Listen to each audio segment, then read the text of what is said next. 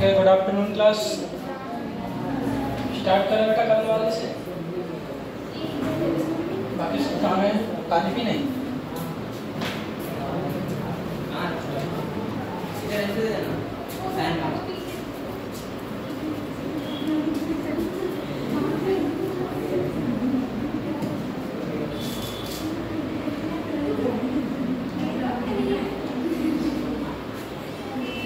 क्या टॉपिक चल रहा था बेटा हमारा?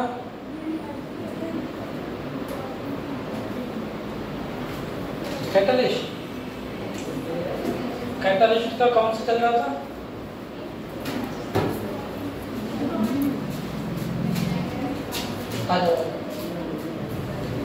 कैटलिस्ट का लास्ट जो हमारा रह गया था, फैक्टर्स रह गए थे।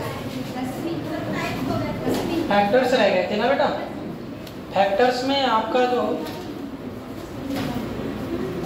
एक फैक्टर्स आपका एक्टिविटी वाला हो गया था, दूसरा है सिलेक्टिविटी।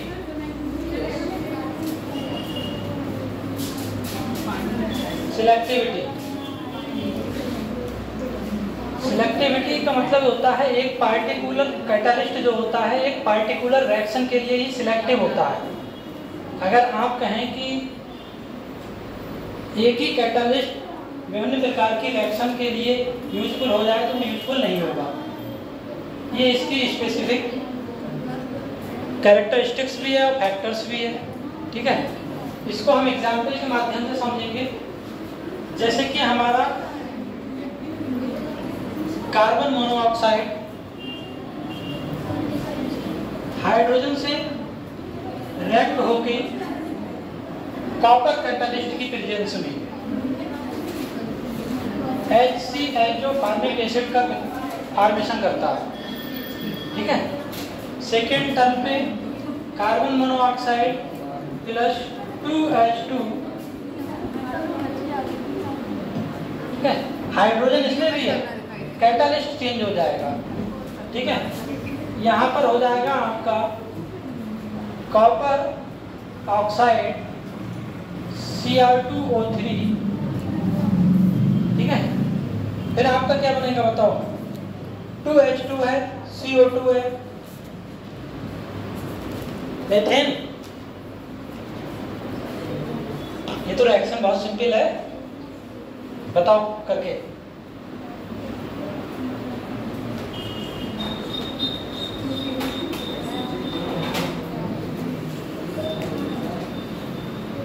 इसको पूरा करने के बाद में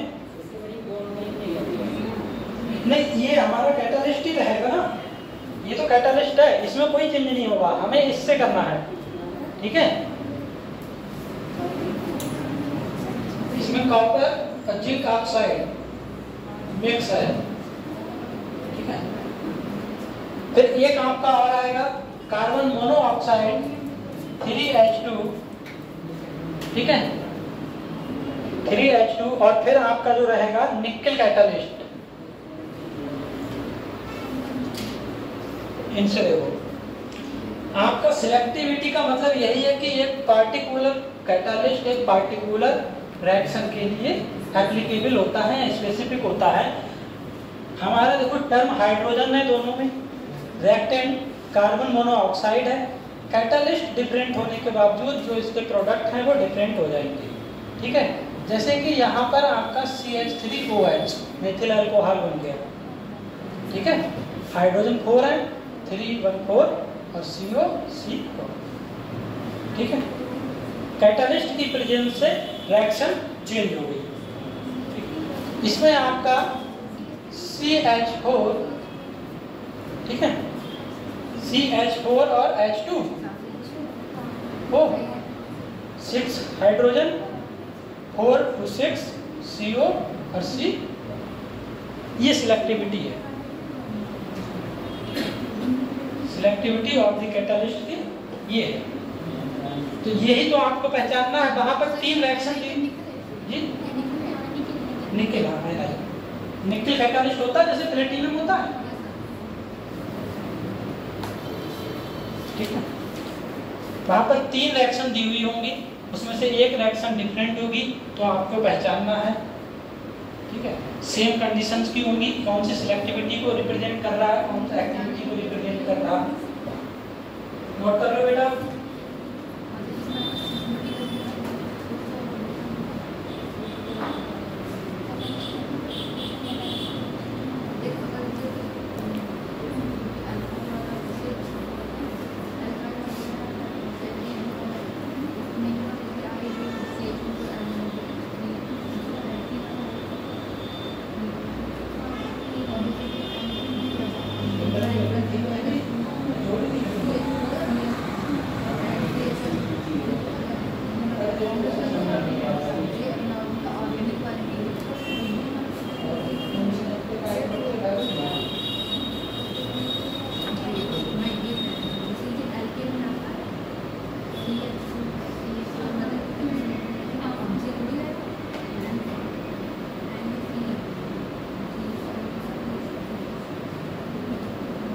हो गया बेटा?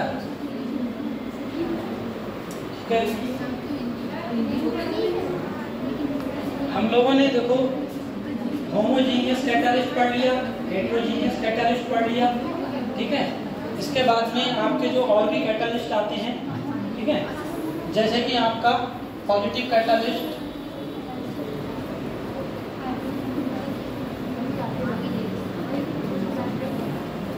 ये क्या कर देगा, हमारा रिएक्शन की रेट को इंक्रीज कर देगा।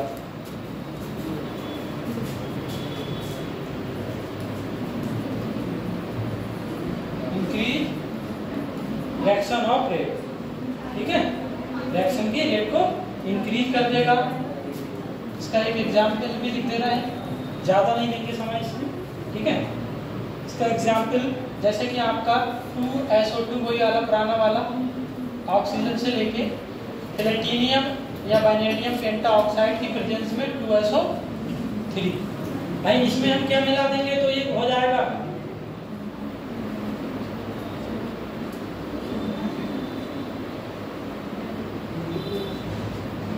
बताओ,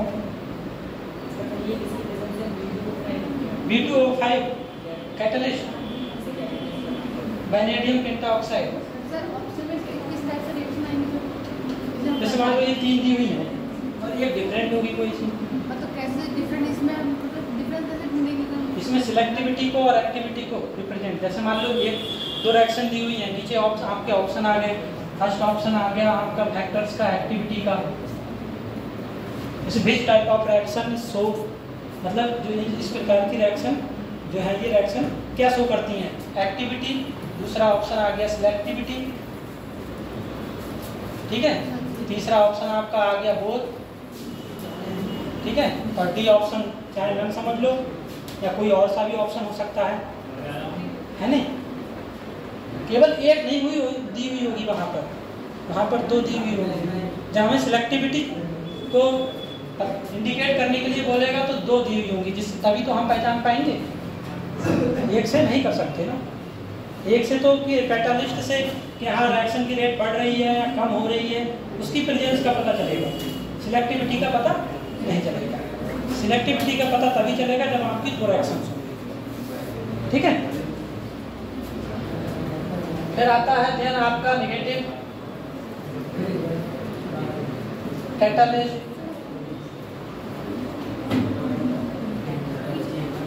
ये रिएक्शन की रेट को क्या कर देगा, डिक्रीज कर देगा, ठीक है। जैसे आपका 2H2O2 है, H3PO4 की प्रेजेंस में हाइपोक्लोरिक अम्ल, ठीक है, 2H2O प्लस O2, इस वैसे ये हीट करोगे H3PO4 कैटालिस्ट के रूप में नहीं है, तब ये रिएक्शन बहुत तेज होगी। जैसे ही इसमें H3PO4 की प्रेजेंस में ये रिएक्शन कराएंगे तो रिएक्शन का रेट जो है वो डिक्रीज हो जाएगा, बहुत धीरे धीरे होगी रिएक्शन, ठीक है।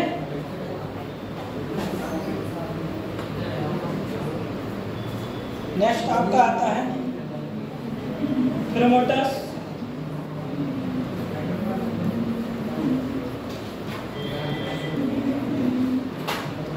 प्रमोटर्स भी होते हैं जो क्या करते हैं,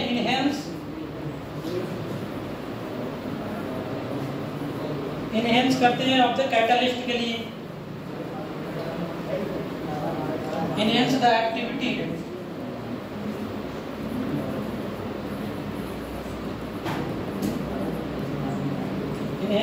एक्टिविटी of catalyst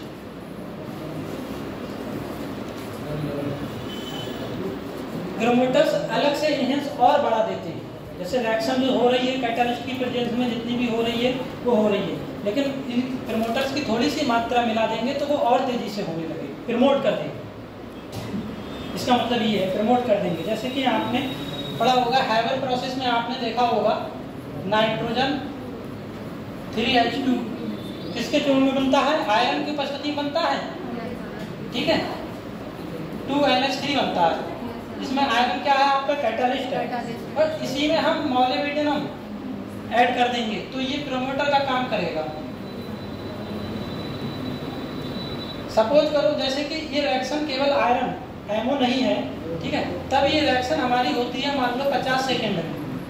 जैसे एमओ मतलब मिला देंगे, ठीक है, ऐड कर देंगे, तब ये मान लो 30 या 20 सेकेंड में मतलब प्रमोट कर देंगे, रिएक्शन की रेट जो है वो और कम हो जाएगा, ठीक है। टाइमिंग ये एमओ मोलिब्डेनम, मैग्नीज होता है Mg होता है मैग्नीशियम, मोलिब्डेनम, ठीक है। हाँ, ये प्रमोटर के रूप में कार्य करेगा, ठीक है। एक आपका और है बेटा poisons,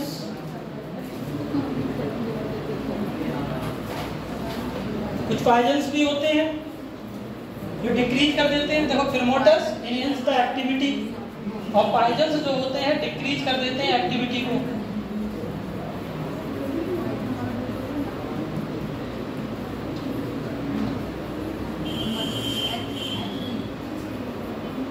decrease the activity of catalyst. Poison में मरकरी आता है, मरकरी का नहीं, वो वैसे पॉइजन में है। तब तुम देखा जाए तो मरकरी पॉइजन। हाँ, मरकरी अगर आप खाओगे क्या होगा बताओ। चलो कोई नहीं। पॉइजन्स में ये देखो decrease the activity of catalyst, इसकी रिएक्शन बेटा ये वाली, जैसे कि आपकी 2SO2 प्लस O2, ठीक है, हमारे किसके वैनेडियम या प्लेटिनियम, यहाँ पर प्लेटिनियम भी होगा, कल हमने लिखवाया भी था, ठीक है। प्लेटिनियम उत्प्रेरक की उपस्थिति में 2SO3 रिएक्शन का रेट मान लो काफी है, ठीक है। इसमें फिर हम आर्सेनिक ट्राइऑक्साइड मिला देते हैं, ठीक है, AH2O3 मिला दिया तो ये हमारा पॉइजन की तरह काम करेगा।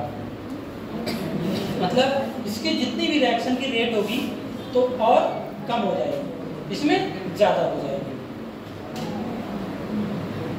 इनका बस इतना सा छोटा सा काम है कि आपका पॉजिटिव कैटलिस्ट धनात्मक उत्प्रेरक बोलते हैं, रिएक्शन की रेट को ज्यादा कर देते हैं, ठीक है, इंक्रीज कर देते हैं, नेगेटिव डिक्रीज कर देते हैं रेट ऑफ रिएक्शन। प्रोमोटर्स जो होते हैं एक्टिविटी मतलब उसकी सक्रियता, काम करने की जो क्षमता होती है ना, सक्रियता, उसको और बढ़ा देते हैं, प्रमोट कर देते हैं, ठीक है। जैसे मोटिवेशन देते हैं उसी प्रकार। और पॉइजन जो होता है डिक्रीज, डिमोटिवेशन एक प्रकार का, ठीक है, डिमोटिवेट करना। कैटलिस्ट के फॉर्म में एक्टिविटी को डिक्रीज कर देंगे, ये नोट कर दो।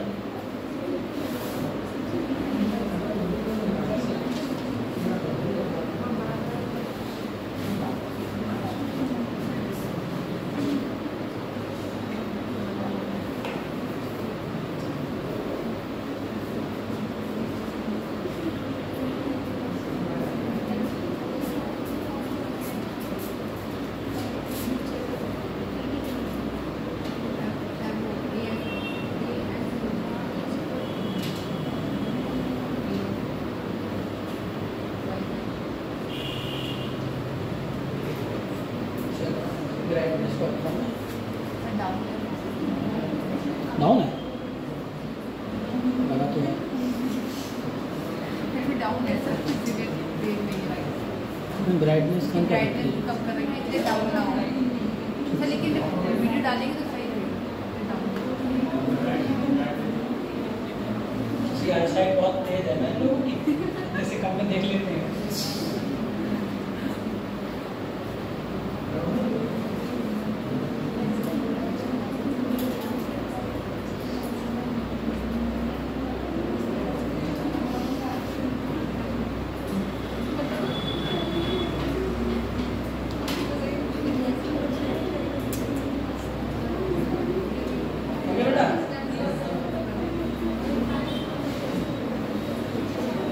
नेक्स्ट करें।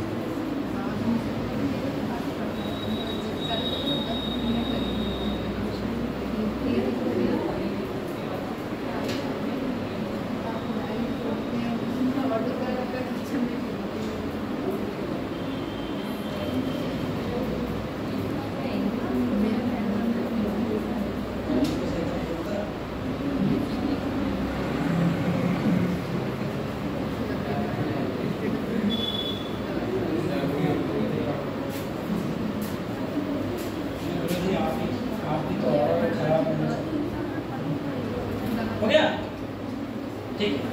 इसका नेक्स्ट करते हैं एंजाइम कैटालिस्ट, और ये लास्ट होगा इसका कैटालिस्ट।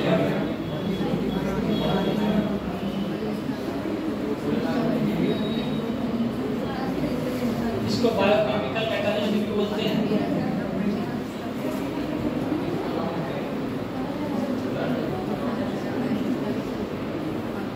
एंजाइम के बारे में आप सब लोगों को पता ही होगा, हमें सिर्फ कैटालिस्ट के बारे में बताना है कि एंजाइम प्रोटीन इन नेचर होते हैं, है नहीं?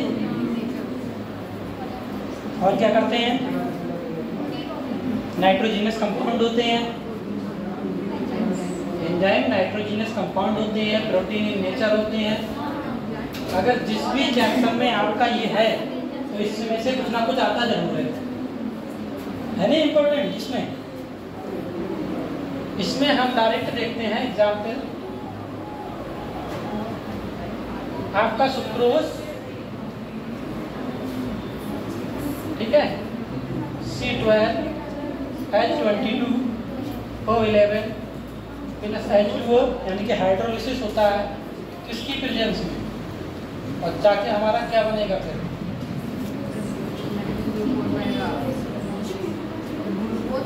ये बताओ, ग्लूकोज एंड फ्रक्टोज या ग्लूकोज के दो मॉलिक्यूल्स किस एंजाइम की उपस्थिति में बनेंगे? माल्टेज से तो माल्टोज। बहुत सारे एंजाइम से सेम मिलते जुलते हैं। तब मैं कुछ और देखता हूँ। इन्वर्टेज, जाइमेज से तो और भी कुछ है। ग्लूकोज से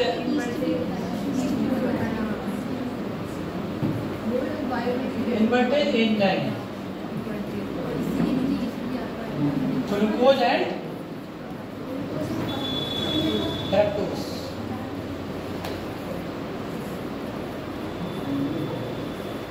माल्टेज एंजाइम से क्या बनेगा? आपका स्टार्च होता है तो माल्टोज बनेगा, ठीक है। जैसे कि हमारा ये स्टार्च है C6 H10O5 का होल N, ठीक है। हाइड्रोलिसिस होता ही है, हम उसको नहीं लिख रहे हैं, ठीक है। डायरेक्ट आपका डाइस्टेज एंजाइम एक होता है,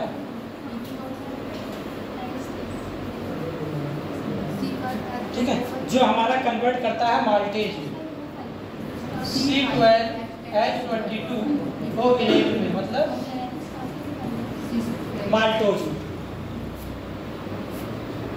ठीक है, डाइएस्टर एंजाइम जो है वो स्टार्च को माल्टोज में कन्वर्ट कर देता है डायरेक्ट। आपने जो माल्टेज एंजाइम पढ़ा है वो माल्टोज को, जो ये हमारा क्या है C12H22O11, ये हमारा माल्टोज है। ठीक है, माल्टेज एंजाइम जो है ये कन्वर्ट करेगा ग्लूकोज, कितने 2 molecules of glucose C6H12O6, glucose के 2 मॉलिक्यूल्स।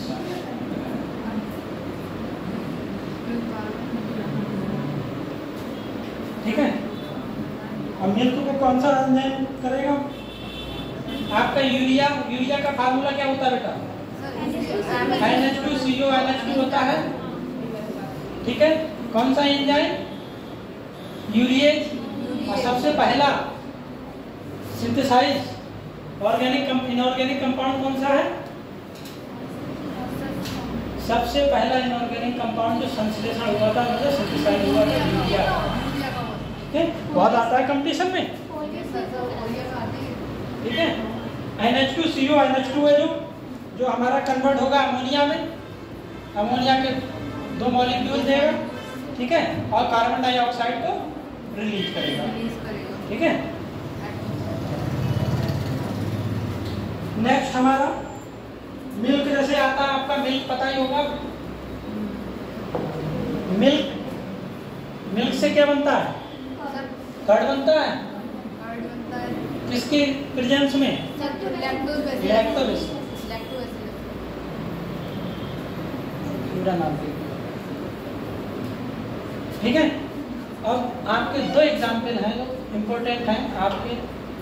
ठीक है, इन स्टार्च, स्टोमक जो होता है आपका सबको पता होगा। स्टोमक की जो प्रोटीन होती है, ठीक है, किस एंजाइम की उपस्थिति में हमारे पेप्टाइड में चेंज होती है? ये आपका बायोलॉजी में भी आएगा। और एक आपका है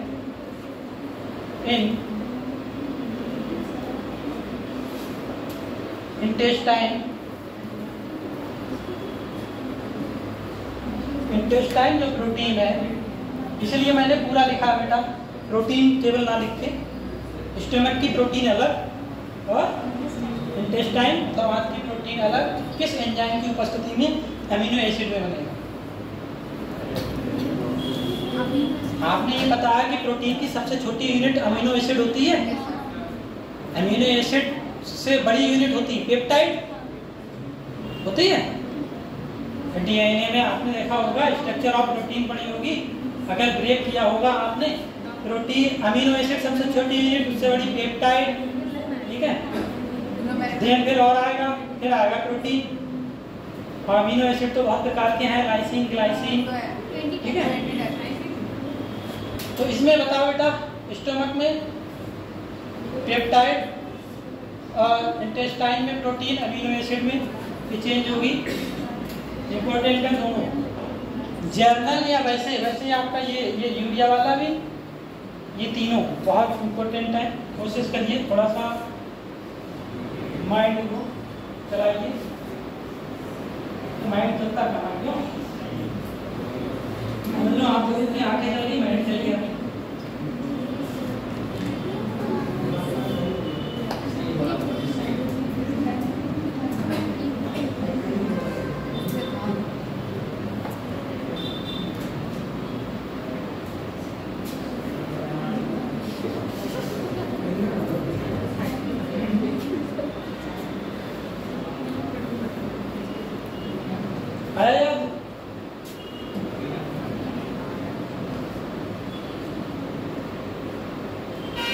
पता सबको है लेकिन आ नहीं रहा क्यों?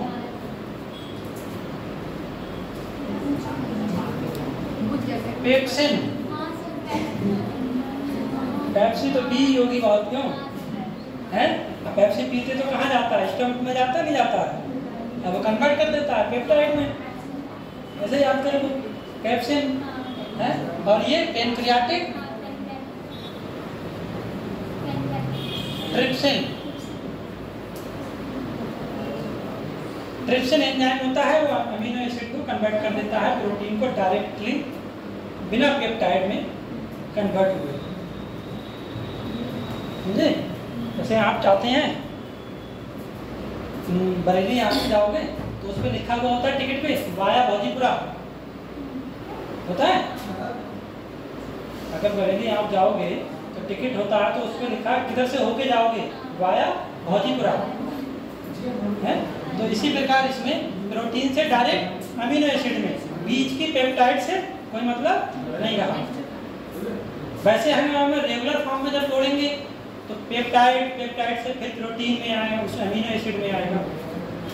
ठीक है, तो कुछ कंडीशंस ऐसी होती हैं जिनसे डायरेक्ट हमें प्रोडक्ट की प्राप्ति हो जाती है। नोट कर लो बेटा। अरे मत देख टिकट भाई, कहाँ लिखा है तेरे टिकट में?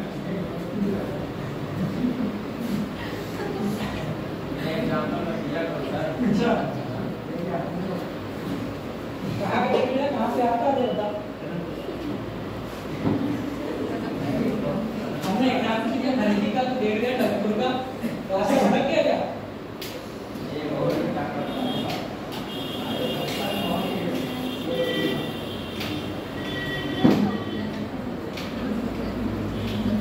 सीधा है ना, इसलिए लिखा है बाहर लिखा हुआ है, जो सीधा लिखा है।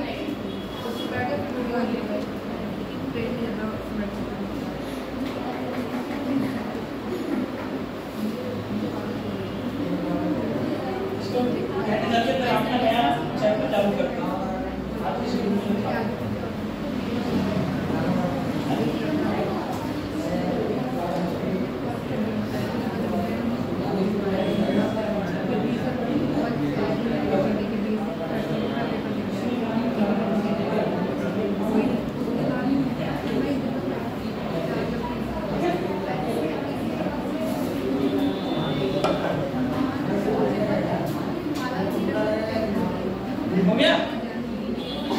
नेक्स्ट करते हैं बेटा।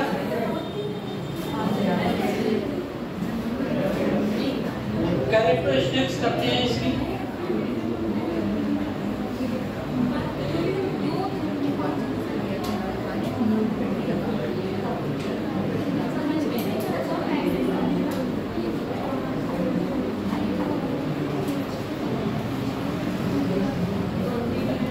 सबसे पहली कैरेक्टरिस्टिक्स इसकी क्या रहेगी? Most highly efficient. ठीक है, मतलब एफिशिएंट का मतलब दक्षता, या इसकी कुछ भी समझ लो, जैसे कमी दक्षता। अगर किसी का ज़्यादा खर्च होता है, किसी में कुछ करते हैं तो उसे कम खर्चने के लिए तो एफिशिएंसी का टर्म का यूज करते हैं, उसके लिए ये बोला गया है। ठीक है, इसकी छोटी सी मात्रा से ही रिएक्शन हो जाती है। नेक्स्ट रहेगा आपका हाईली स्पेसिफिक नेचर।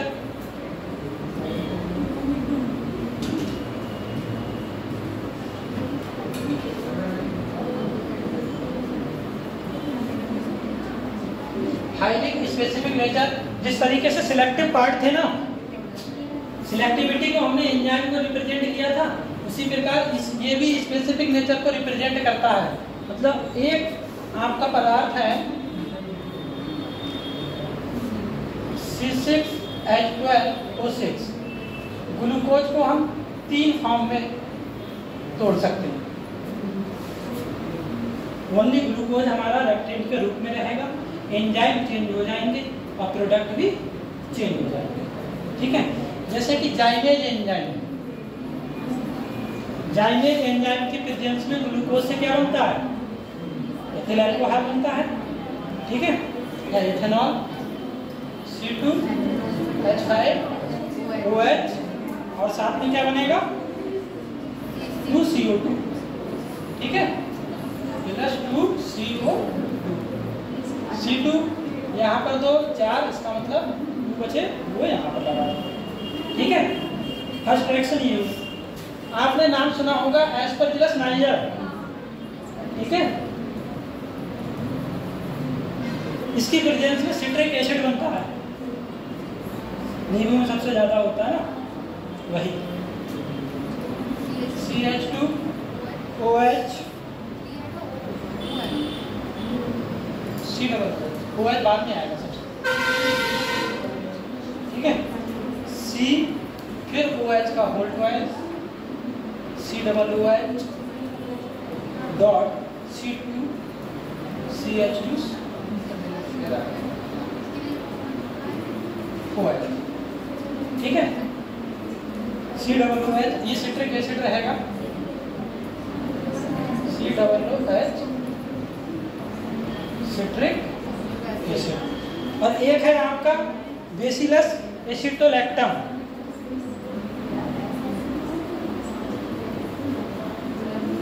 बेसिलस एसिटोलैक्टम। ठीक है, इसकी प्रेजेंस में हमारा बनता है lactic acid. Lactic acid 2CH3 CHOH का होल ट्वाइस COOH, ये आपका lactic acid.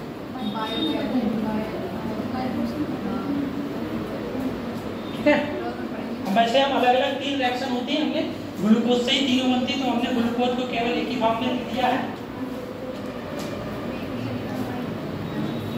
Aspergillus niger.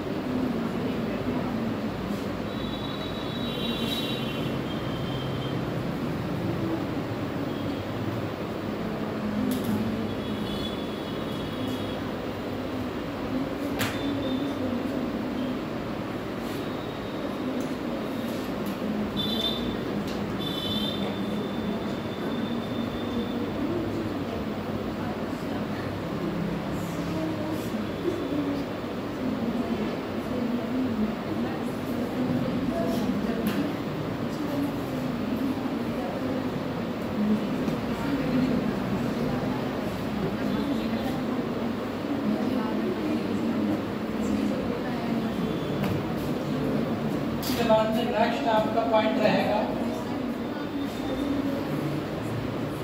Highly active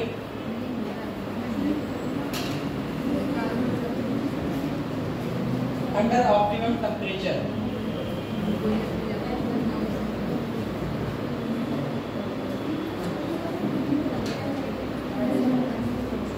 optimum temperature में जो आपका रहेगा 298 से 310 केल्विन के बीच।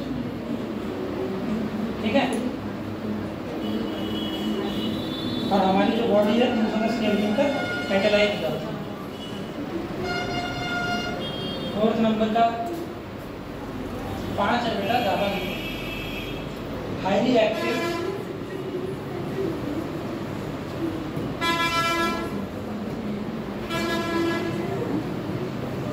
अंडर ऑप्टिमम pH, जो हमारा रहेगा 5 से 7। तभी तो एसिडिक नेचर होता है एंजाइम का। और लास्ट है आपका increase activity in presence of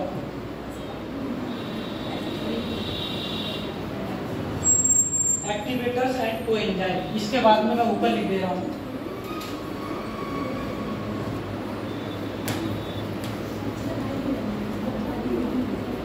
activators and coenzyme.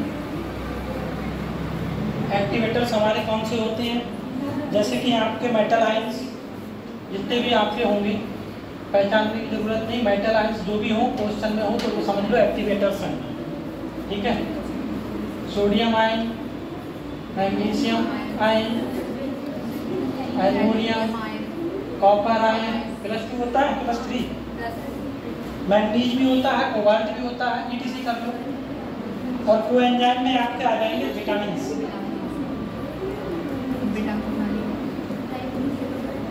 ठीक है। ये बेटा सीधे सीधे प्रॉपर्टीज हैं, सीधे क्वेश्चन वाली प्रॉपर्टीज।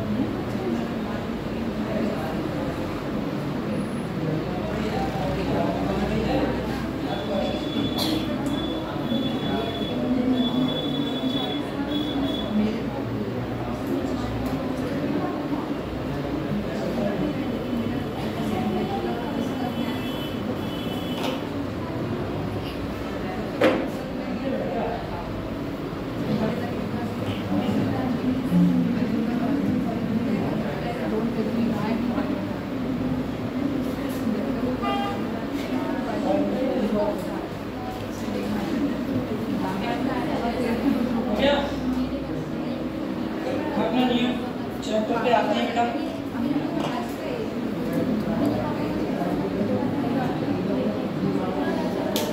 हो गया, रह गया बेटा?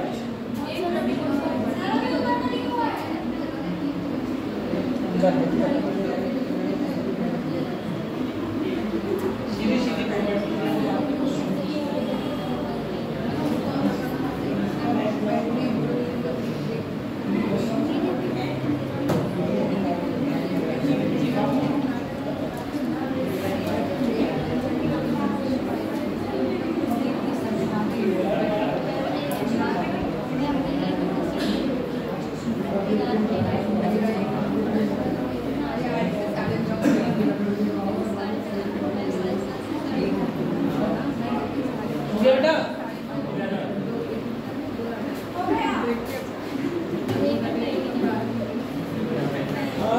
classification of element,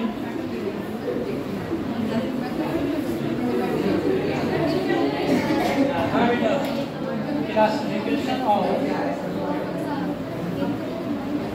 element and periodicity properties.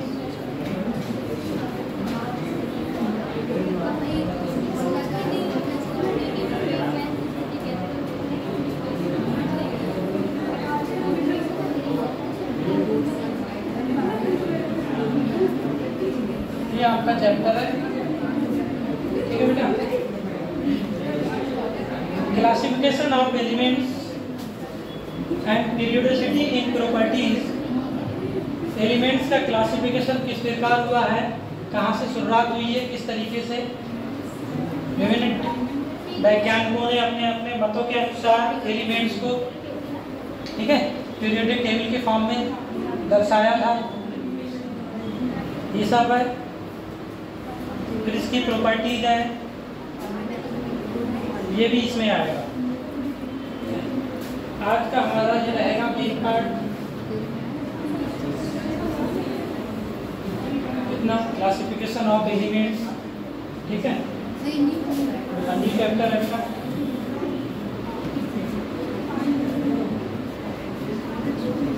सबसे पहले हम अगर पीरियोडिक टेबल की बात करें,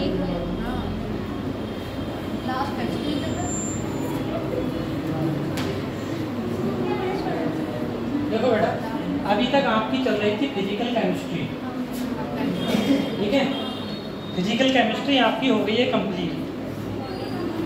अब स्टार्ट होगी इनऑर्गेनिक केमिस्ट्री, ठीक है। इसी में आपके, इसी के साथ साथ आपका s block, p block, d block, f block और इसकी जितनी भी प्रॉपर्टीज है आपकी, ionic radii, ionisation energy, electronegativity, electron affinity, ये सब इसी के अंतर्गत, ठीक है। अलग से भी चैप्टर है, एस ब्लॉक, पी ब्लॉक और डी ब्लॉक, ठीक है। आपका पूरा नीट का सिलेबस जो है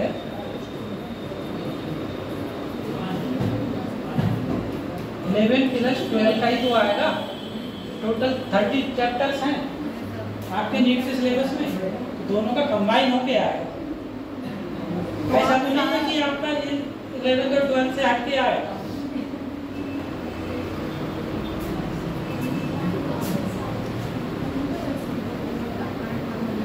हट के आया तो बेटा बताओ, ठीक है। तो स्टार्टिंग करते हैं। सबसे पहले देखो आपका इन 1800 में सबसे पहले कितने एलिमेंट्स ज्ञात थे जब साइंटिस्ट ने देखा था? 31, yes, only 31 elements.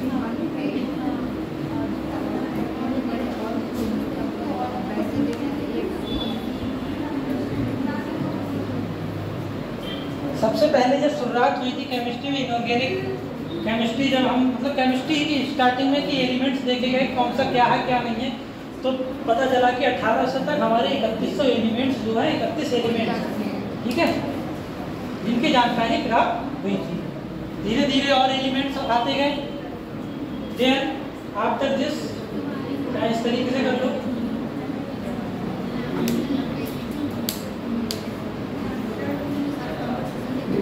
after this by 1836, ठीक है, 1865 63 एलिमेंट्स,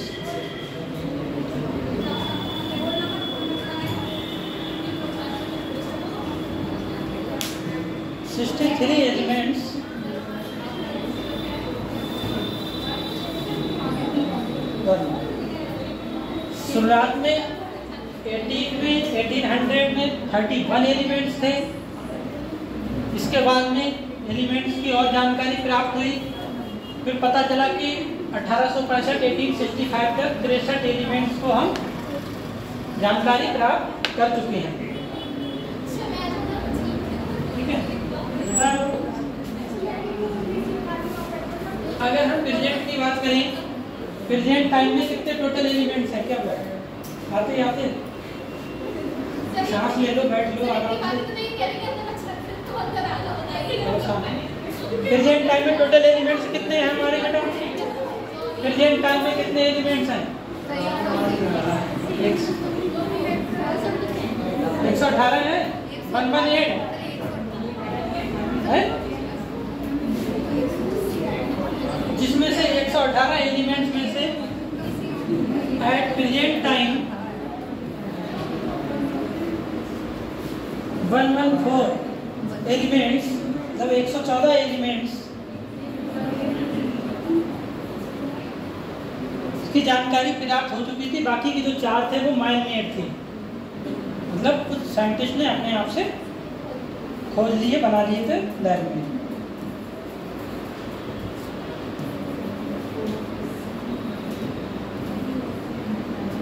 of them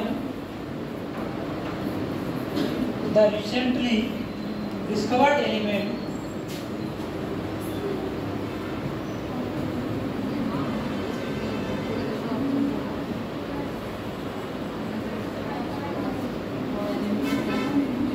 are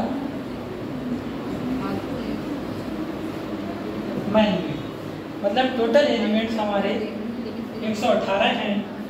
अगर देखा जाए इस लाइन के अकॉर्डिंग 118 में से 114 की जानकारी हुई और 4 जो हैं मैन मेड हैं। ठीक है, वैसे अगर देखा जाए तो कृत्रिम रूप से जो बंदे मिलते हैं वो 92 हैं, बाकी सब सिंथेसाइज किए हुए हैं।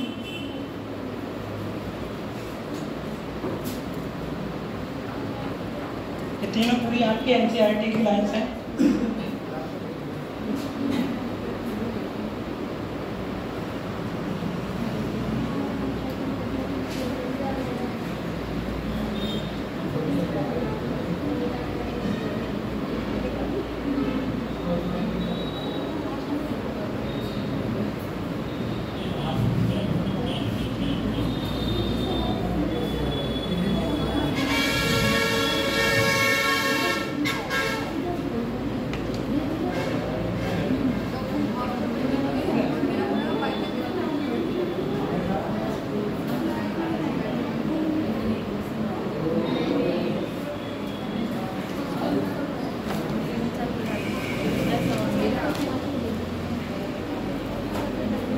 इसी 118 एलिमेंट्स में से सबसे पहला एलिमेंट जो सिंथेसाइज हुआ था कौन सा था?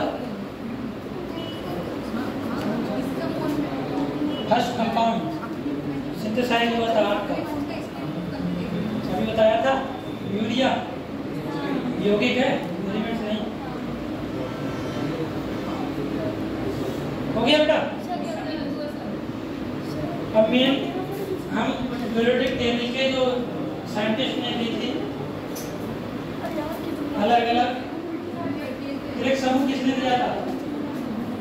Triad rule, डेबोराइनर।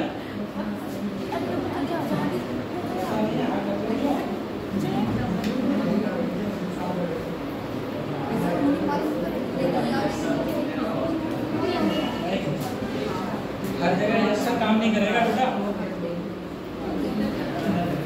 कभी कभी दूसरा भी काम आता है।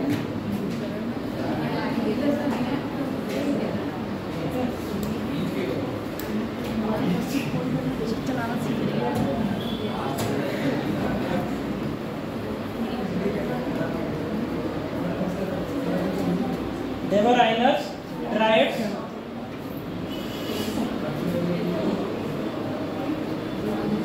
शॉर्ट में इनका नाम लिख दिया है पूरा। रूल्स है, जर्मन साइंटिस्ट थे।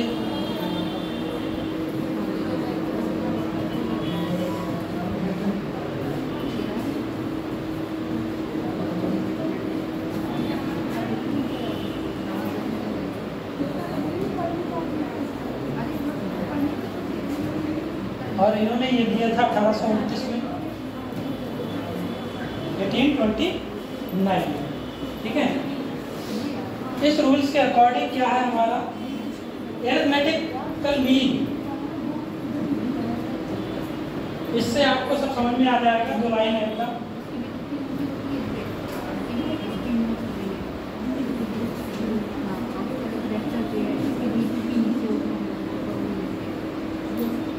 द एरिथमेटिक मीन, इसका मतलब क्या होता है बताएगा कोई? Of atomic weight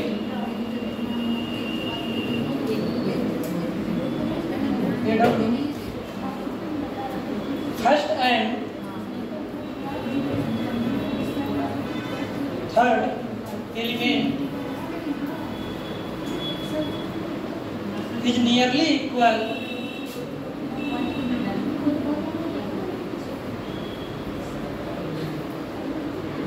to atomic weight of second elements।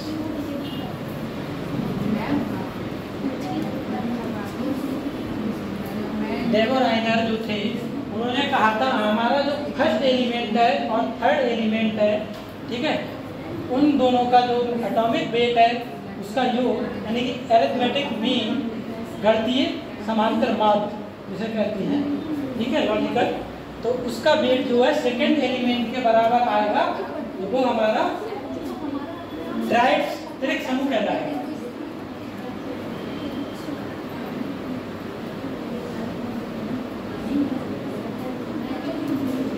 Example के फॉर्म में समझेंगे जब भी आएगा, जैसे कि आपका लिथियम, सोडियम और पोटेशियम, लिथियम, सोडियम, पोटेशियम ये आपके एलिमेंट है। एटॉमिक वेट लिथियम का कितना होता है? 7, सोडियम 23, पोटेशियम 39, ठीक है। Arithmetical mean of atomic weight of first and third is nearly equal to atomic weight of second element। कहने का मतलब ये है कि हमारा जो फर्स्ट एलिमेंट है लिथियम 7 प्लस थर्ड एलिमेंट है potassium 39/2, 46/2 equal to 23, nearly upon second के इक्वल आया। ये त्रिक नियम था, ट्राइड रूल्स, ठीक है, डोबेराइनर लॉ ऑफ ट्राइड।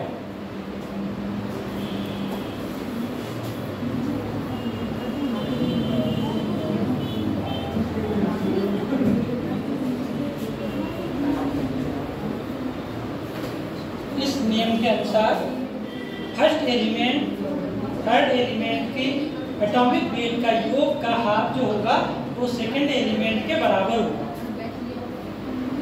ठीक है। पहला एग्जांपल सेकंड अगर इसी का हम करते हैं, इसमें देखो नियरली इक्वल, अगर पॉइंट के बाद में थोड़ा बहुत चलता है तो वो माना जाएगा। जैसे कि आपका क्लोरीन, यहीं पे मैं दूसरा एग्जांपल लेता हूँ बेटा। क्लोरीन के बाद में क्या आता है?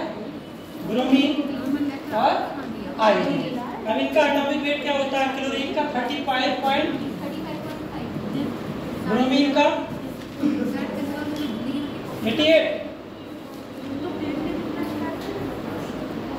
88 होता है एटॉमिक वेट, 80 होता है, ठीक है, 127। इनका योग इसके नियरली आएगा तो आपका ट्राइड के रूप में आएगा। इसका एक एग्जांपल और है बेटा, जैसे कि कैल्शियम का कितना है आपका? कैल्शियम, सेलेनियम, स्ट्रोंशियम और बेरियम।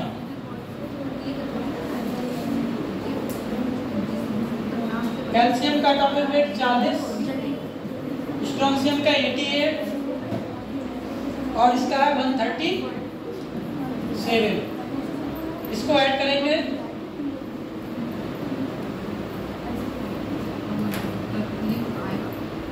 कितना आएगा आपका? 7 ये आएगा, अपॉन 2 करोगे तो 88.5 आएगा और ये हमारा बीच का क्या है? 88। नियरली आया है ना, नियरली इक्वल, एग्जैक्ट नहीं। इसलिए जो उन्होंने नियम दिया था उस नियम में साफ कह दिया था कि हमारा नियरली इक्वल टू आएगा। 3 इसके एग्जाम्पल है बेटा। फिर इसका एक अपवाद भी आया, ये यहीं तक था, इसके आगे नहीं चल सका। क्यों? पहले ये उतार लो फिर आपका करवा दो।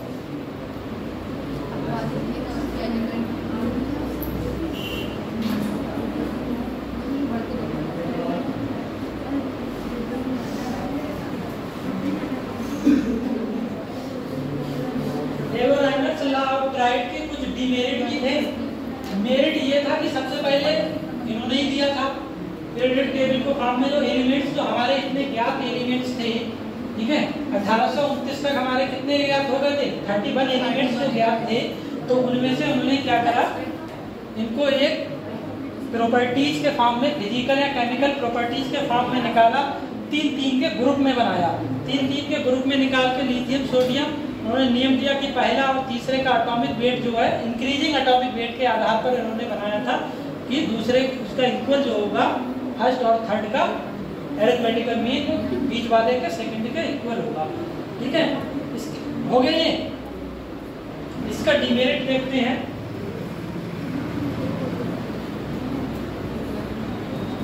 डिमेरिट में पहला पॉइंट देखो, इस तरीके से समझो जैसे कि आपका वहां पर क्लोरीन ब्रोमीन आयोडीन था। अगर हम क्लोरीन से लेते हैं, क्लोरीन और ब्रोमीन, इसका 90 होता है, क्लोरीन 35.5 और ब्रोमीन का कितना लिखा था अभी हमने 80। अब 80 में अगर हम 90 जोड़ते हैं तो 99 आएगा, इसका 2 करोगे तो 46.5 आएगा। 99 है 46.5 और ये कितना है बीच का 35। तो ये क्या हो गया, डिमेरिट होगी, मतलब अपवाद हो गया। ठीक है, तो आगे इस तरीके से ये रूल जो है सभी एलिमेंट्स पर लागू नहीं होता है, बाद में ये कैंसिल हो गया, इसे अमान्य कर दिया गया। इसके 2 पॉइंट है, वो लिख लो डिमेरिट के।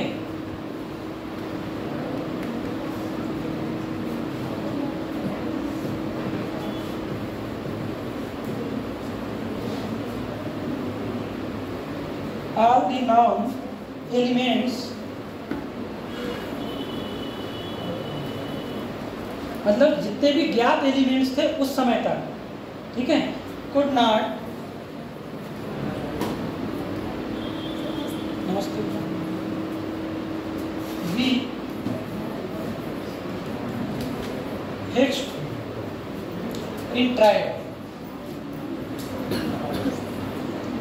जितने भी ज्ञात एलिमेंट्स थे वो फिक्स्ड ट्राइड को फॉलो नहीं कर पाए। फॉर एग्जाम्पल ये दे दिया हमारा, ठीक है। सेकेंड इसका point, in the same group,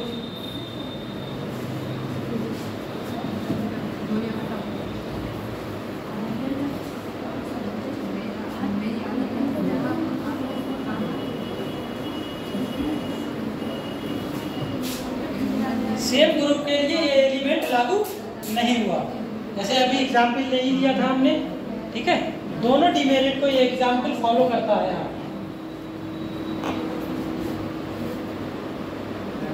lithium sodium potassium आपका सेम ग्रुप है, कैल्शियम सिलिडियम बेरियम आपके सेम ग्रुप है, नहीं है ना, तो सेम ग्रुप के लिए फॉलो नहीं करता है। बाकी जितने भी ज्ञात एलिमेंट थे 18, 29 तक, 31 समझ लो और भी हो गए होंगे, ठीक है, तो वो could not fix in tried, tried के लिए फिक्स नहीं हो पाएंगे, इसलिए ये अमान्य कर दिया गया। इसके बाद में कौन सा आया, अभी तो थे बहुत सारे नियम अध्यक्ष, तुमने तो पढ़ा है, और इसमें आ गए 12 हो गया तुम्हारा।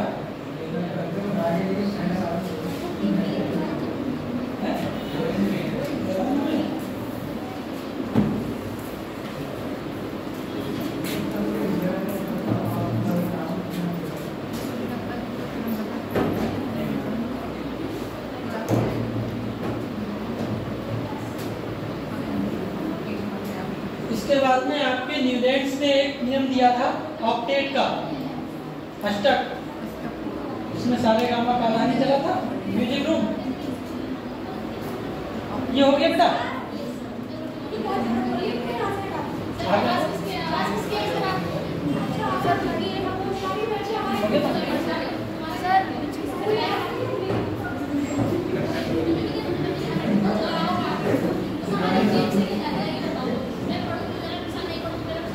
आयोडीन तक ये फॉलो कर लिया था, लेकिन हमने क्लोरीन मिलाया तो फॉलो नहीं किया, सेम ग्रुप के लिए नहीं है।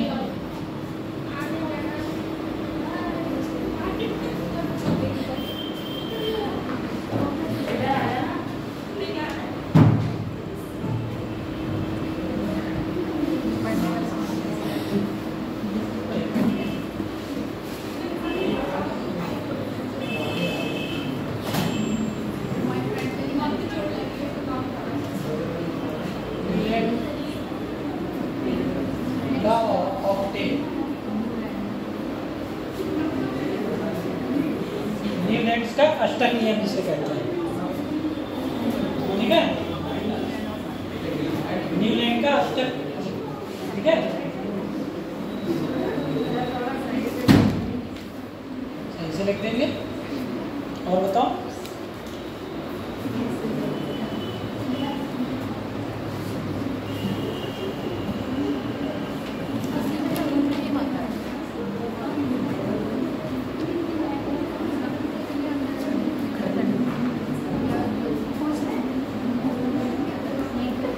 पूरा नाम इनका ये है, ठीक है। और ये प्रपोज किया था 1865 में इन सीरियल में। इनका एक नियम था, सीधा सा इनकी एक ही लाइन है, the relationship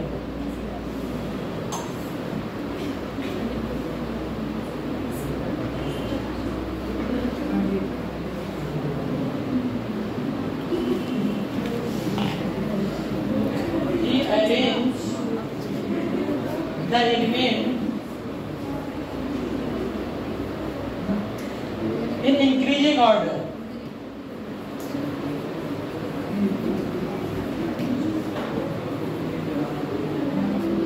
of their atomic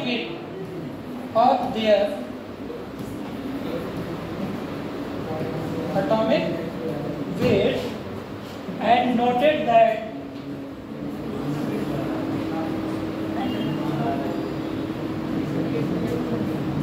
every 8 element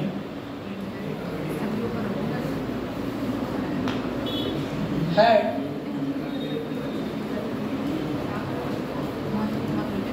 properties similar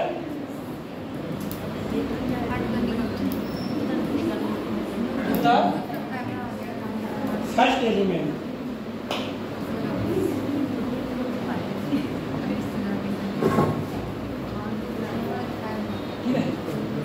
Newlands ने अपने नियम में बताया था arrangement the element in increasing order, ठीक है। एलिमेंट्स का जो इंक्रीजिंग ऑर्डर है उनके एटॉमिक वेट पर है, ठीक है।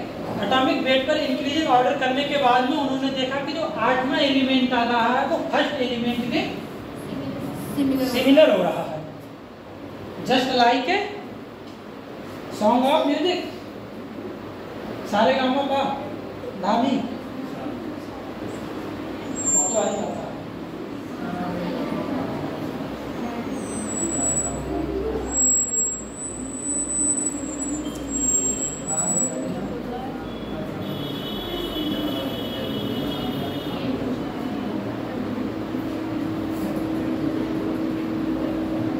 Similar, like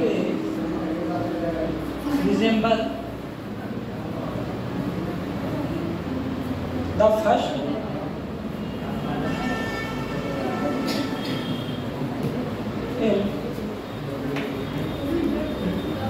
octaves of music, ये पॉइंट है। और एग्जाम्पल इसका ये है, जैसे पहला, दूसरा, तीसरा, चौथा, पांचवा, सातवां, 7 हो गए हमारी ये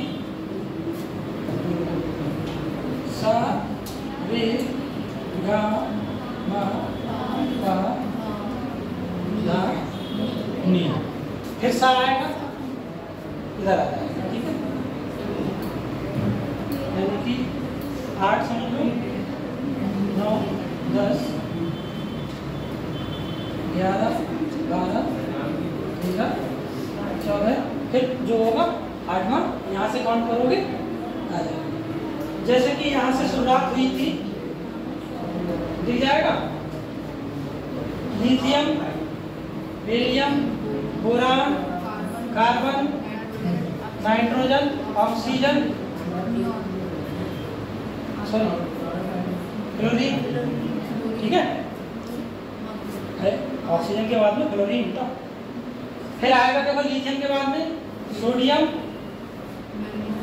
मैग्नीशियम, एल्युमिनियम, एल्युमिनियम के बाद silicon, phosphorus, sulphur and chlorine. Chlorine के बाद में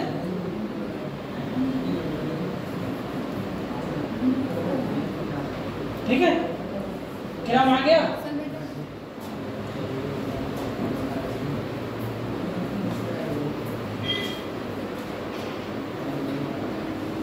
एटॉमिक वेट, इसकी जगह पे अगर एटॉमिक वेट लिखो, आपको पता होगा इसका कितना एटॉमिक वेट है लिथियम का, 7, 9,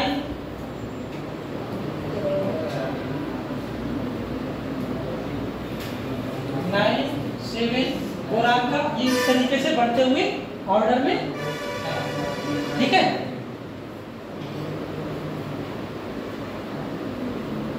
फिर पोटेशियम आ जाएगा और इसके नीचे सोडियम के नीचे पोटेशियम और मैग्नीशियम के नीचे कैल्शियम। ये नियम केवल 20 एलिमेंट्स तक लागू था, मतलब ये रिजेंबल जो हुई थी बीजों की सारे गामा पाधानी, ये केवल 20 एलिमेंट्स तक ही लागू हुई, इसके आगे नहीं।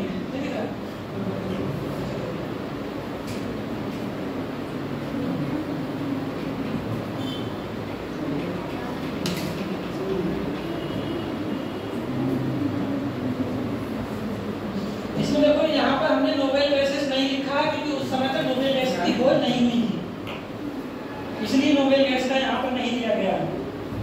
1865, ठीक है। नोबेल गैसेस को किसने डिस्कवर किया था? मेंडलीव ने अलग बनाया था। पहले तो मेंडलीव ने दिया था, तो उसमें 8 पीरियड थे, उसमें नहीं डिस्क्राइब किया था। जब मॉडर्न मेंडलीव की टेबल बनी थी तो उसमें 0 ग्रुप अलग से दर्शाया गया था, इसमें नहीं दर्शाया गया। और ये डिसलाइक हो गया, इसकी डिमेरिट समझ लो या अपवाद समझ लो, क्योंकि ये आगे के तत्वों तक फॉलो नहीं हो पाया ये रूल्स।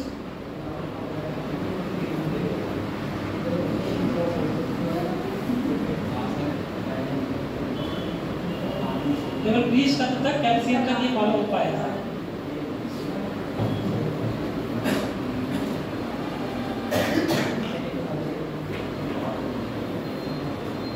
नीचे वाला दिख रहा है नहीं दिख रहा? ऊपर बनाया था, बताओ।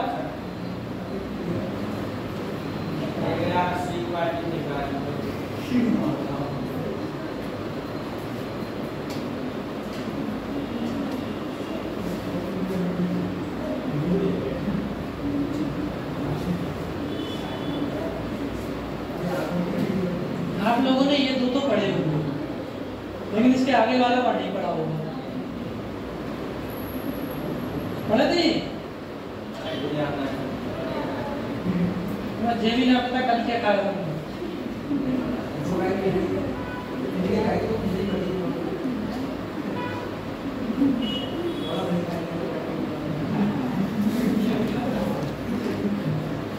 मेन जब हम एकेडमी में होते हैं तो क्या पढ़ते हैं? केवल मेनलीफ की पढ़ ली, इसके बारे में थोड़ा सा समझ लिया कि मेनलीफ की आवर्त सारणी आती है, ठीक है, मॉडर्न आती है, या फिर आपका long form of periodic table आती है।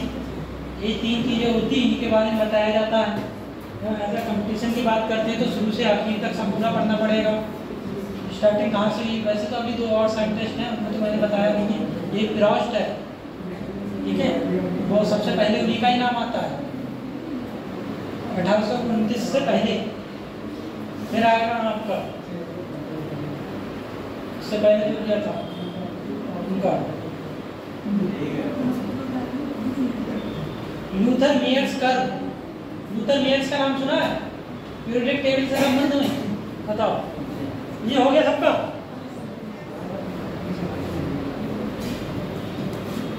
नहीं हुआ होगा तब भी करो।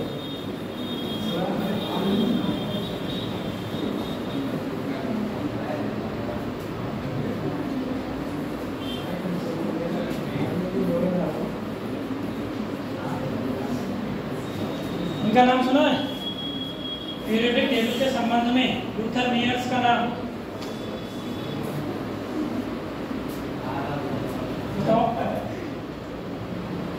मेंडलीफ ने जो आवर्त सारणी दी थी कौन से सन में दी थी?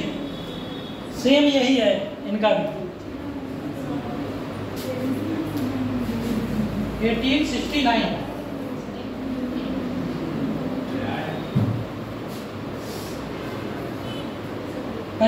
हम पॉइंट जो है उसको लिखते हैं, फिर समझ में आ जाएगा बेटा।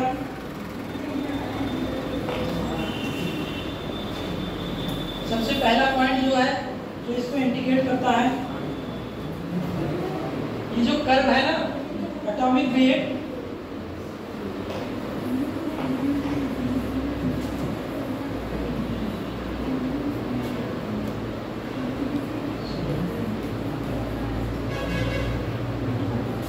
atomic volume and atomic weight या mass,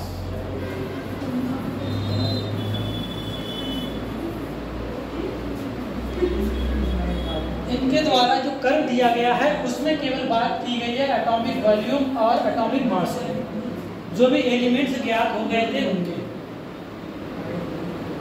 ठीक है।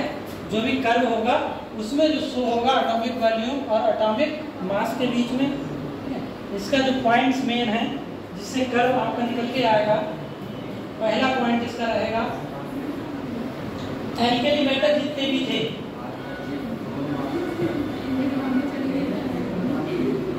इन्होंने एल्केली मेटल्स को क्रेस्ट पे रखा था, CREST, क्रेस्ट मीन्स जानते हो बेटा, चोटी, शिखर, ठीक है। और हमारे एल्केली मेटल कौन से होते हैं, ग्रुप फर्स्ट के होते हैं एस ब्लॉक में, lithium, sodium, potassium, rubidium, caesium. Second point आपका alkaline,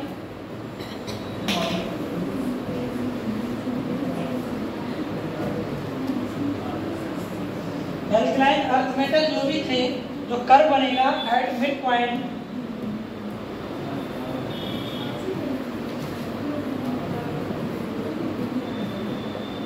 at mid point in descending portion में,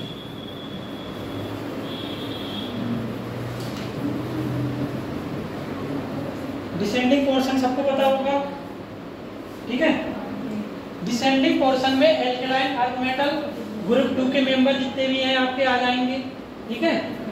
मैग्नीशियम, जैसे तीसरा आपका C नंबर आएगा हाइड्रोजन। हाइड्रोजन जो भी है occupy ascending order, ascending order को ऑक्यूपाई करेंगे पोर्शन बिफोर इनर्ट गैस। देखो 16.5 तक इनर्ट गैस के बारे में नहीं बताया था, लेकिन 16.9 आ गया तो इनर्ट गैस के बारे में बता दिया गया, क्योंकि 16.9 में ही मेंडलीव ने भी अपने आवर्त दी थी पीरियोडिक टेबल। अब यहाँ से देखो दो बातें निकल के आती हैं, असेंडिंग ऑर्डर मतलब पोर्शन होगा उसमें हाइड्रोजन होंगे, लेकिन कैसे होंगे, before inert gas, inert gas से पहले।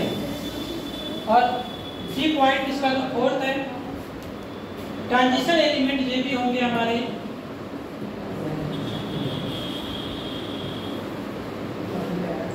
जितने भी ज्ञात हो चुके थे वो आपके डाउन में होंगे।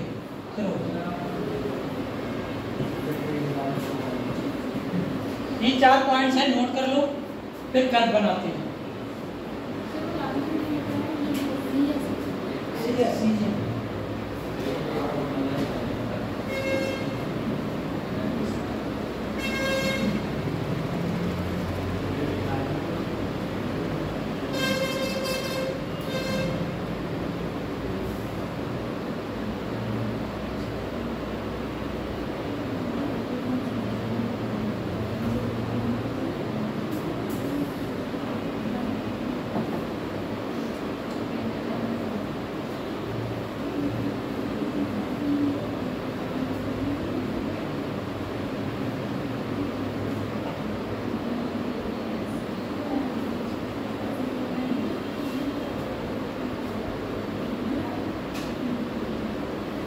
सबसे पहले नंबर पे जो पहली लाइन है आपके, इस लाइन से आपका क्वेश्चन बन जाएगा atomic volume and atomic mass के कर्व के आधार पर इसने अपना पीरियोडिक टेबल फॉर्म में दिया था। वैज्ञानिक के नाम तो आपको पता है, मेंडलीव आ जाएगा, न्यूलैंड आ जाएगा, डेबोराइनर आ जाएगा, ठीक है, और आपके लूथर मेयर्स भी आ जाएंगे। 4 में से कोई एक ऑप्शन हो जाएगा। सेकेंड, अगर इसके नाम से ही आएगा कि लूथर मेयर्स कर्व में, ठीक है, एल्कली मेटल की पोजीशन कहाँ पर है, तब आप कहोगे क्रेस्ट या पीक पॉइंट, शिखर जिसे बोलते हैं, चोटी पर। एल्कलाइन मेटल की पोजीशन भी पूछ सकता है, ठीक है, हाइड्रोजन की पोजीशन भी पूछ सकता है। Seriously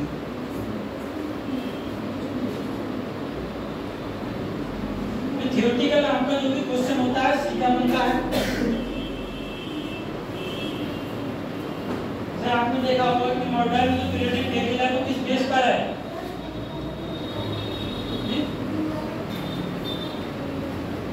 transition element. Transition element है ध्रुव नॉन का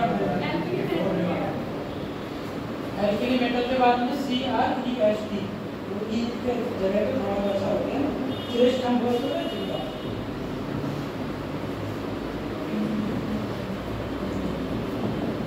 इसका कल भी बन पाएगा, आप लोग बता पाओ।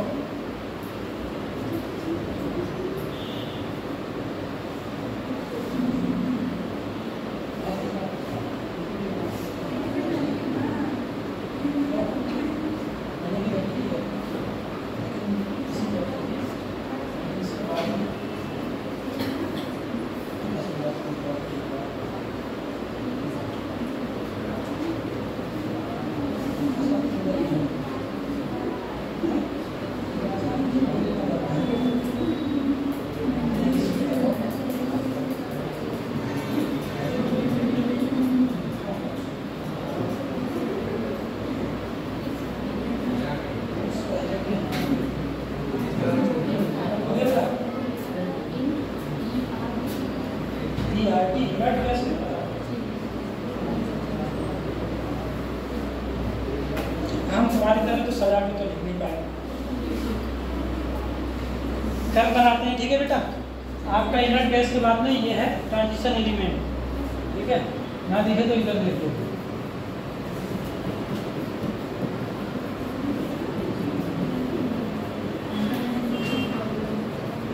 सबसे डाउन में होगा, कर्व बनाते हैं।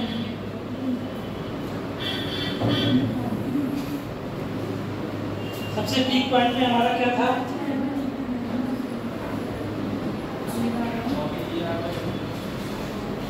यहाँ से स्टार्ट करते हैं,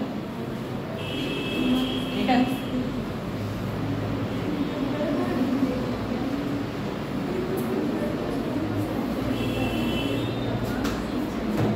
सबसे पहले हमने क्या बोला था, पहली लाइन क्या थी हमारी, एल्कली मेटल जो थे वो सबसे पीक पॉइंट पे होंगे। इसका मतलब लिथियम, ठीक है, पीक पॉइंट हो गया।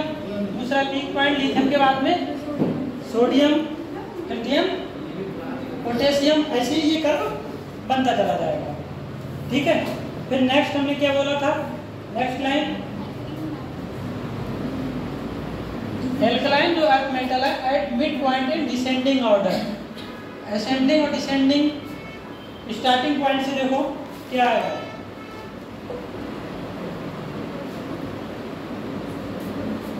इस साइड से आएगा क्योंकि स्टार्ट नीचे का आएगा, तो यहाँ पर मान लो यहाँ पर आ गया आपका बेरिलियम और ये हो गया आपका कार्बन, ठीक। फिर हमने बोला था आपका हाइड्रोजन फैमिली इनर्ट वाले से पहले आएगी और किस साइड में आएगी, असेंडिंग मतलब ऊपर बढ़ते क्रम में, ना कि नीचे वाले। तो यहाँ पर अगर हम क्लोरीन ले रहे हैं तो P4 इनर्ट गैस कौन सी आ जाएगी, फर्स्ट और सेकंड की बात नहीं हो रही है, न्याम, ठीक है। देन सोडियम, फिर आपका आ गया ascending order, descending order.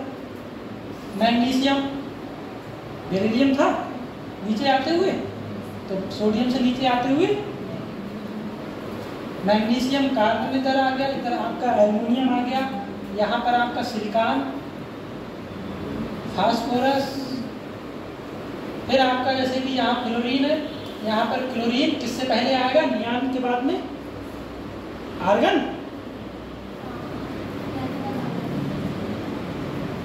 Chlorine, potassium है, फिर नीचे आ जाएगा आपका, ऐसे चलता रहेगा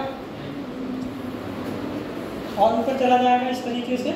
तो ये आपका हो गया कैल्शियम, वैनेडियम आ जाएगा ट्रांजिशन एलिमेंट का, निकोनी, आयरन, ऐसे बढ़ता चला जाएगा। ठीक है, ये आपका कर्व है जिसके बीच का प्लॉट किया हुआ एटॉमिक वैल्यू।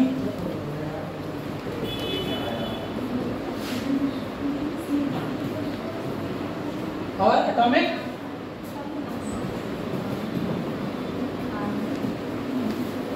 मास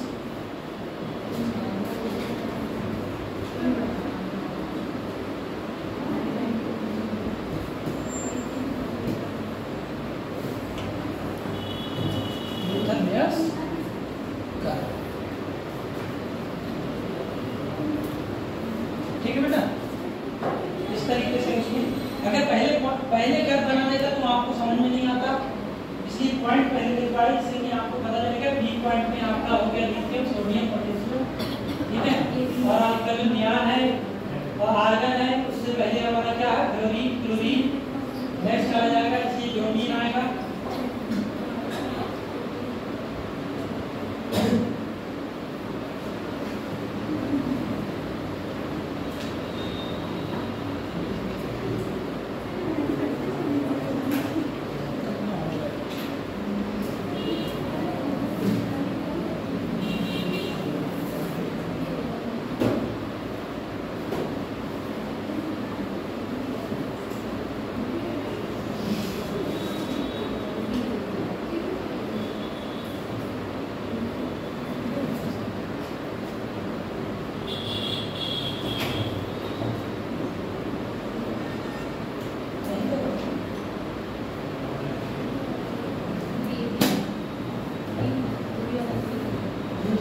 ज्ञात हो चुके थे तो उन्होंने इस कर्व के माध्यम से पूरा कर दिया।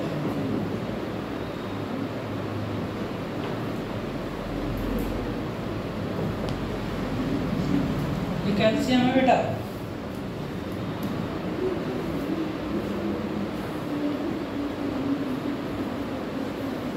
क्लोरीन है, ये आपका आर्गन है, आयरन, वैनेडियम। एटॉमिक वैल्यूम को किस प्रकार से निकालेंगे, क्या फार्मूला होता है?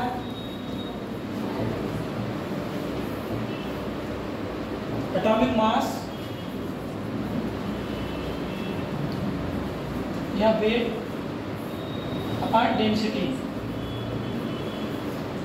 ठीक है,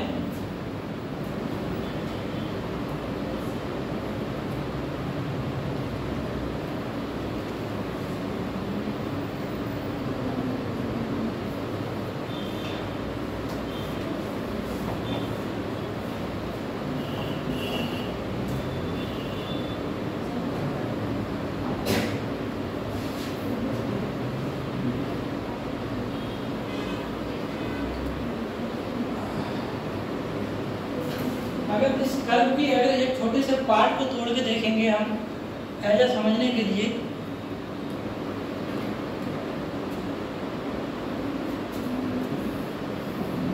ये है पीक पॉइंट जो हमारा क्या है,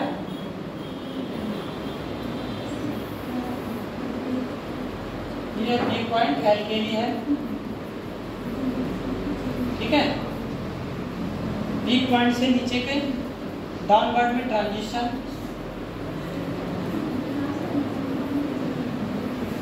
एलिमेंट आएंगे। ठीक है, जब हम असेंडिंग ऑर्डर में जाते थे तो यहाँ पर आपका इनर्ट गैस और इनर्ट गैस से नीचे हाइड्रोजन और डिसेंडिंग ऑर्डर में आपका एल्केलाइन। उसको हमने एक बार में ये तोड़ के जब करा है समझने के लिए, पीक पॉइंट में एल्केली, डिसेंडिंग ऑर्डर में एल्केलाइन मेटल। ठीक है, सबसे नीचे ट्रांजिशन एलिमेंट बढ़ेंगे तो हाइड्रोजन, हाइड्रोजन से ऊपर होगा इनर्ट गैसेस या नोबल गैसेस। ठीक है, ये सीरीज चलेगा, बाकी के इसके बीच में जितने भी एलिमेंट्स होंगे वो बीच में आते रहेंगे इनके एटॉमिक वेट के आधार पर। जैसे कि आपका ये कैल्शियम भी आ गया, कार्बन आ गया, ठीक है। यहाँ पर मैग्नीशियम मान लें, एल्यूमिनियम, सिलिकॉन, फास्फोरस ये आ गया। इस तरीके से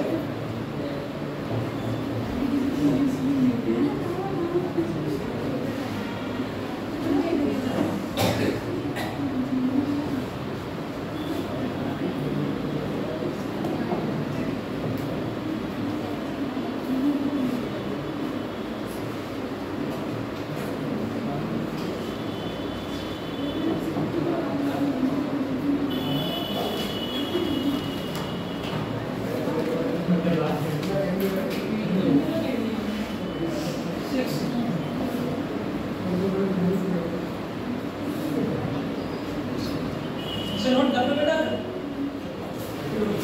नोट तो कर लेने तो सबको।